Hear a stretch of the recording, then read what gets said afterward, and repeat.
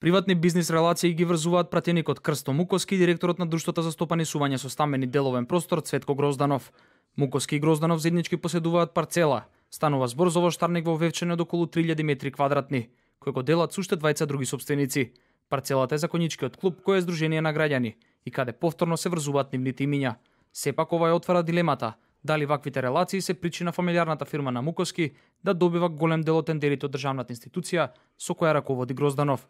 Грозданов негира дека на било кој начин ја фаворизирал фирмата Атриум, а Мукоски тврди дека станувало збор за политичка хајка. Кажам дека и со новиот закон во кој што се постави дека јавните набавки, поточно раководителите кои што се на оделенијата на јавни набавки, сносат лична одговорност, кривична одговорност, така да се сведува на минимум можноста дека менаџерот на институцијата или било кое друго лице, правно лице или да кажам хиерархиски надреден над раководителот на оделението за јавни набавки ќе може да изврши притисок врз самиот раководител на јавните набавки или врз комисијата затоа што тие веќе лично одговараат согласно законот за јавни набавки и може да се стекнат или да добијат кривична пријава.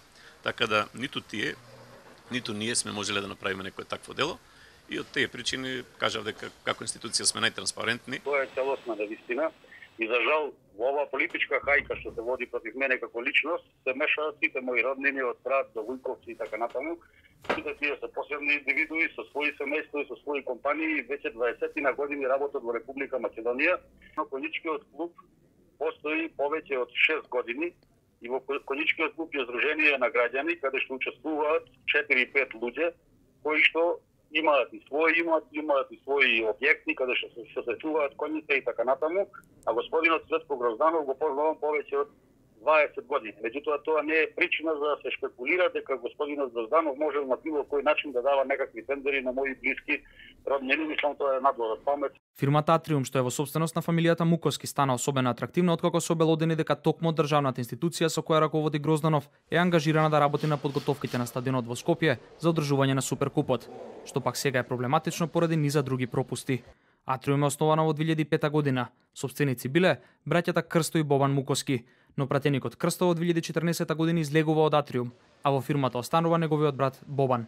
Семејната фирма во 2015 година остварила добивка од 116.000 евра, додека во претходната година имала добивка од само 38.000 евра. Бобан Мукоски пак денеска не сакаше да коментира за блиските релации на неговиот брат со Грозданов. Дека дадов изјава и доволно беше. И презентирав материјали и се по повод обвинувањето од господинот Раштовски. Повеќе не сакам да давам изјави. За само неколку години фирмата Атриум добила тендери во износ поголем од 4 милиони евра. Но освен ова, Атриум заедно со Вија Винарија, кој е во собственост на фамилијата Угриновски, кои пак се во роднински врски со Мукоски, добила и земјоделско земјиште под закуп на 30 години. Мукоски минатата година демантираше дека земјиштето го работат, тврдејќи дека земјиштето не било дадено во владение, затоа не биле земени субвенции.